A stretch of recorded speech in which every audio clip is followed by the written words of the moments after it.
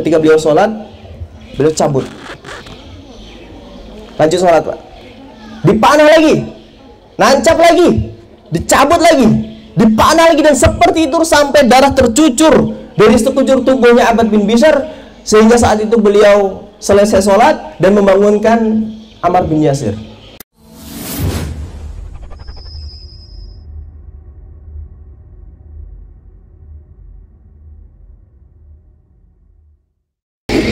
Bismillahirrahmanirrahim. Assalamualaikum warahmatullahi wabarakatuh. Innal hamdalillah nahmaduhu wa nasta'inuhu wa nastaghfiruh wa na'udzu bihi min shururi anfusina wa min sayyiati a'malina. May yahdihillahu fala mudhillalah wa may yudlilhu falan tajida lahu waliyyan mursyida. Asyhadu an la ilaha illallah wahdahu la syarika lahu wa asyhadu anna Muhammadan abduhu wa rasuluhu la nabiyya wa la rasula ba'dah. Allahumma sholli wa sallim wa barik ala Muhammadin wa ala alihi wa ashabihi wa man salaka ala nahjihi ila yaumiddin. Yaqulullahu ta'ala fi kitabihil karim, ya ayyuhalladzina amanu taqullaha haqqa tuqatih wa la tamutunna illa wa antum muslimun. Wa qala Rasulullah sallallahu alaihi wasallam, khairukum man ta'allama al-Qur'ana wa 'allamah. Bapak Surahadi Esos atau Pak Ete yang sama-sama kita cintai karena Allah, orang tua kita semua di sini, Pak Dr. Amin Yunus yang juga orang tua kita yang selama ini mendampingi kita dalam berbagai amal iqamatuddin, para jajaran pengurus yayasan baik Al-Hijrah maupun Yayasan Bangkit Mulia Indragiri yang semoga diberikan pertolongan oleh Allah Subhanahu wa taala, para asatid dan asatidah, kemudian tokoh masyarakat, orang tua dan wali santriwati baik yang di wisuda maupun tamu undangan yang hadir pada pagi hari ini. Mudah-mudahan kita hari ini adalah di waktu yang berkah. Banyak keberkahan hari ini kita, Pak. Pertama, berkah berjamaah dari para asatidah, yayasan, wali murid, tokoh masyarakat. Ini kita semuanya berjamaah dan itu ada keberkahannya. Yang kedua, berkah majelis ilmu. Hari ini kita berada dalam satu majelis ilmu yang juga di situ ada keberkahannya. Kemudian berkah waktu pagi karena ini masih masuk waktu duha ya. Karena menurut saya Utsaimin, waktu duha itu sampai nanti jam 15 menit sebelum waktu zuhur. Berarti ini masih pagi dan itu ada keberkahannya di waktu pagi. Dan kita bersama para penghafal Quran, di situ juga ada keberkahannya, banyak sekali berkahnya, Pak. Mudah-mudahan juga hidup kita tiap hari, tiap waktu, tiap saat semuanya diliputi dan diiring dengan keberkahan dari Allah Subhanahu wa taala. Saya dikasih waktu akhir-akhir ini. Ini beban sebenarnya Ustaz. Pertama, materi udah habis, diborong oleh orang tua kita yang ngasih sambutan, diborong oleh pembicara pertama. Yang kedua, suasana semakin panas. Ya bismillah, semoga Allah mudahkan lidah saya untuk menyampaikan sesuatu. Yang jelas pada kesempatan kali ini saya tidak akan menyampaikan terkait keutamaan menghafal Quran karena seharusnya bab itu sudah putus, Bu ya. Seharusnya bab selain sudah disampaikan oleh Ustadz Guntur tadi, bab keutamaan menghafal Quran itu seharusnya sudah putus karena kita sedang berada di wisuda tahfidz, bukan di luar yang tidak peduli dengan Quran. Atau materi yang menyemangati orang tua agar memasukkan anaknya ke sekolah Quran, juga harapan saya ini sudah putus bab ini. Karena di sini hadir orang tua yang memang memiliki anak yang sedang sekolah di tahfidzul Quran. Atau menyemangati para ustadz-ustadz yang ada, orang tua kita yang hadir untuk membangun misalnya sekolah-sekolah Al-Quran. Ini juga harusnya babnya sudah lewat. Karena di sini para pengurus, orang tua, semuanya yang hadir adalah orang yang bertukus luas selama ini adalah orang-orang yang memperjuangkan pembangunan SD ya Al-Quran, tahfidz gitu ya. Kemudian SMP juga tahfidz, bahkan sekarang pondok Tahtadil Al-Quran juga nuansanya adalah tahfidz. Maka saya akan mengawali materi saya ini dengan sebuah ungkapan dari salah seorang sahabat mulia. Saya kasih clue-nya Pak ya, nanti kalau ada yang bisa jawab insya Allah saya kasih hadiah. Hadiahnya insya Allah ada uang pecahan 75.000 Pak. Gitu ya. Sahabat mulia. Dari sini ada yang sudah hafal. Siapa kira-kira sahabat mulia itu? Terlalu luas Pak ya. Ada Abu Hurairah, ada banyak sekali. Sahabat mulia ini, beliau adalah salah satu kiblat ilmunya para sahabat. Dari Abu Bakar udah mulai mengkerucut nih. Karena kalau udah bicara kiblat ilmu, Abu Bakar biasanya tidak termasuk dari kelompok ulamanya para sahabat. Walaupun beliau adalah khalifah setelah Rasulullah SAW, tetapi kalau kita lihat literatur ilmu hadis itu Abu Bakar nggak masuk. Ada yang udah bisa jawab? Ibnu Abbas, Anas bin Malik belum. Saya simpelkan lagi, beliau adalah sosok sahabat yang 15 tahun berdakwah di Persia. Salman Farisi? Belum juga. Sabar ya. Kemudian sahabat ini mengawali dakwahnya di Kufah. Belum tahu juga. Oke, saya kasih tambahan clue-clue ini ya. Sampai paling nggak adalah satu yang dapat hadiah nanti. Sahabat ini itu berdakwah ke Kufah sejak masa pemerintahan Khalifah Umar bin Khattab, dan kembali itu sudah pada masa pemerintahan Utsman bin Affan. Belum juga ya. Apalagi nih? Bukan Anas bin Malik Pak. Sahabat ini salah satu sahabat yang terbanyak meriwayatkan hadis. Itu salah. Siapa pada? Siapa Pak? Abdullah bin Mas'ud ya. Nah, sahabat, kata-kata ini saya ngasih hadiah Pak Dokter, jadi gimana gitu Pak ya. Ya, sahabat, kata-kata ini diriwayatkan oleh salah seorang sahabat, Abdullah bin Mas'ud. Beliau pernah mengatakan begini tentang Quran. Inna soba alaina hifdhu al-fadhil Quran. Kami itu kaum yang sulit menghafal Quran. Bayangkan, Pak Abdullah bin Mas'ud bilang beliau adalah kaum yang sulit hafal Quran. Wa sahula alaina amalabih. Tapi Allah mudahkan kami untuk mengamalkan Quran. Wa ya'ti qaum, dan akan datang sebuah kaum. Wah, ini kita udah mulai merinding nih Pak. Biasanya kalau kayak gitu datang yang sebaliknya. Sahula alaihim hifdzal Quran. Itu mudah bagi mereka hafal Quran.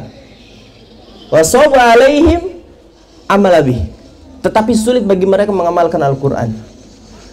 Ini tamparan ini Pak sebenarnya buat kita. Kenapa? Karena para sahabat yang mereka itu orang Arab, paham betul bahasa Arab, dengan kita orang ajam ya, orang yang di luar Arab, bahkan dari mata kita saja sudah terbiasa beda. Kalau kita biasa buka buku itu dari kiri ke kanan, orang Arab kan buka buku dari kanan ke kiri itu aja udah beda. Tetapi mereka masih merasakan kesulitan dalam menghafal, kemudian tetapi mereka mudah mengamalkan. Berarti PR kita nih Pak, PR kita adalah hari ini kalau memang Allah mudahkan kita untuk menghafalkan Quran. Karena kalau kita lihat hari ini metode-metode, mungkin para ustadzah yang berkecimpung dalam dunia tahfidz banyak sekali metode. 40 hari hafal Quran misalnya.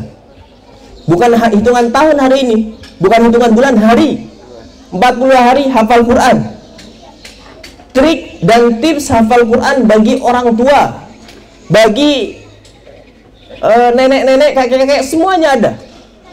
Metode-metode yang dibuat oleh para penemunya hari ini itu sudah mulai menunjukkan bahwa Quran mudah dihafalkan. Tetapi Masya Allah, berbeda dengan para sahabat ya. Kalau di masa Umar bin Khattab, di masa Utsman bin Affan, di mana Quran saat itu pertama kali dicetak itu 5 mushaf untuk satu negara itu. Bukan hanya negara, lebih luas daripada masa Umar bin Khattab kekhilafahan sudah menguasai 2/3 dunia Pak. Itu dicetak di masa Utsman bin Affan 5 mushaf. Hari ini coba Pak, kita bawa handphone 2, itu rata-rata 2 handphone itu udah terinstall Quran semua itu Pak. Belum kalau kita bawa tas kecil biasanya ada Quran juga. Belum kalau di situ ada iPad, ada Qurannya juga. Belum kalau bawa tas isinya laptop, ada Qurannya juga. 5 Quran kita bawa Pak, di handphone 2, Quran kecil 1, di laptop 1, di iPad 1. Dulu 5 Quran untuk satu negara. Hari ini satu orang bawa 5 Quran. Tapi kita belum jadi orang hari ini Pak. Di rak-rak para pejabat Quran, tapi belum juga jadi orang misalnya. Kenapa? Nah ini PR berarti. Makanya saya menyampaikan materi ini, harapannya adalah kita naik satu level dari sekedar menghafal dan dari sekedar membaca, yaitu apa? Menjadi pribadi Al-Quran sebagaimana yang dicontohkan terutama tadi oleh sahabat mulia Abdullah bin Mas'ud radhiyallahu anhu.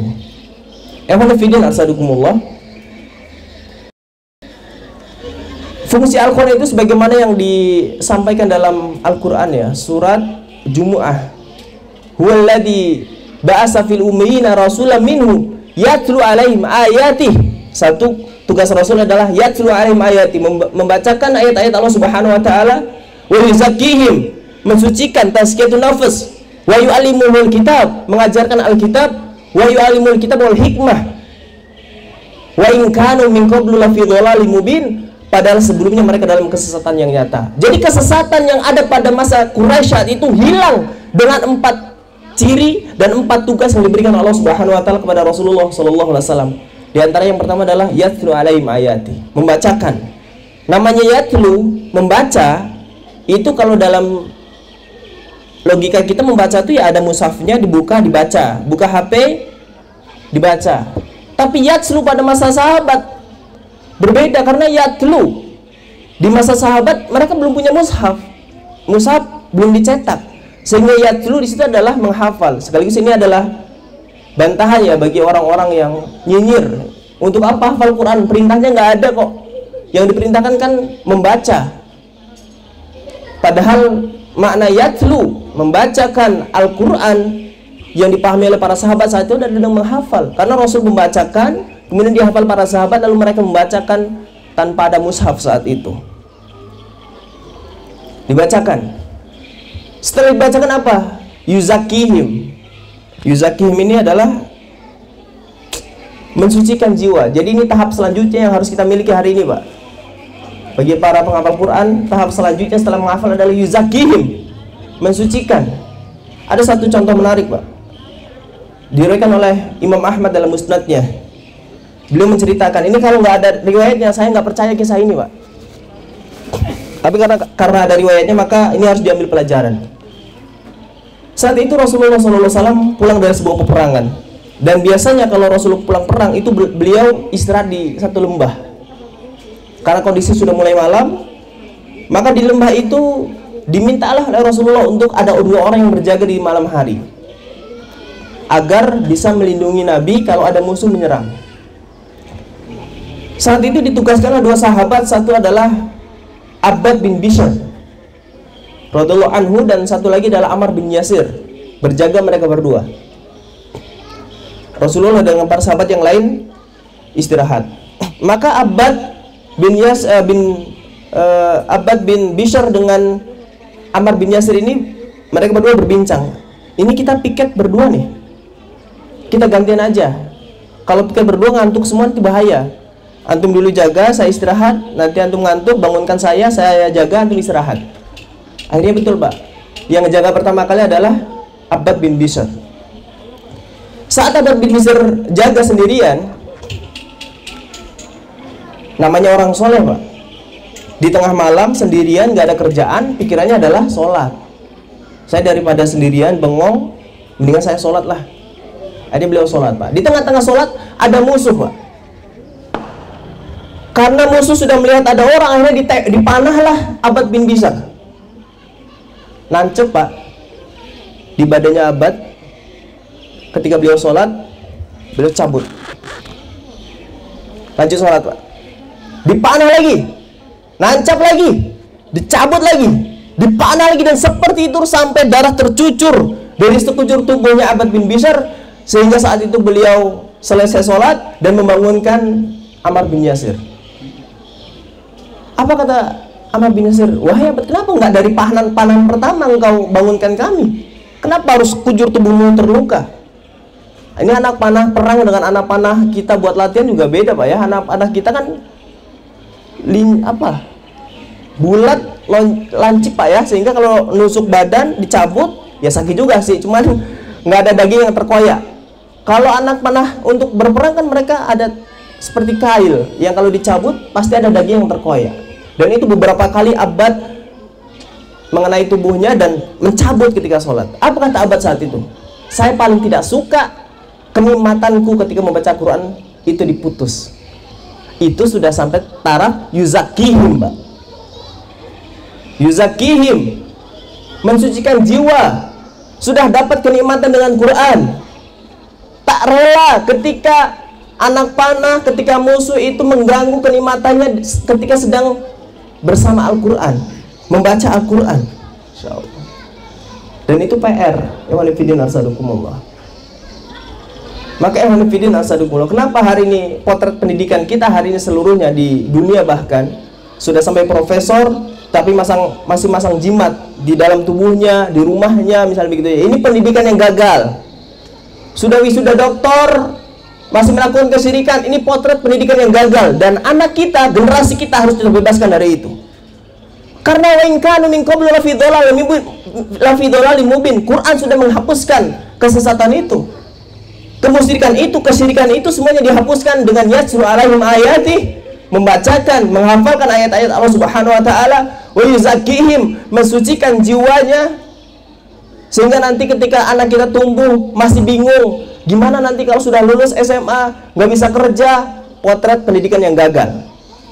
Karena belum menjadi yuzakihim, mensucikan jiwanya, masih bingung terhadap rizki, masih khawatir terhadap dunia, masih membingungkan, masih mengkhawatirkan apa yang akan dia makan.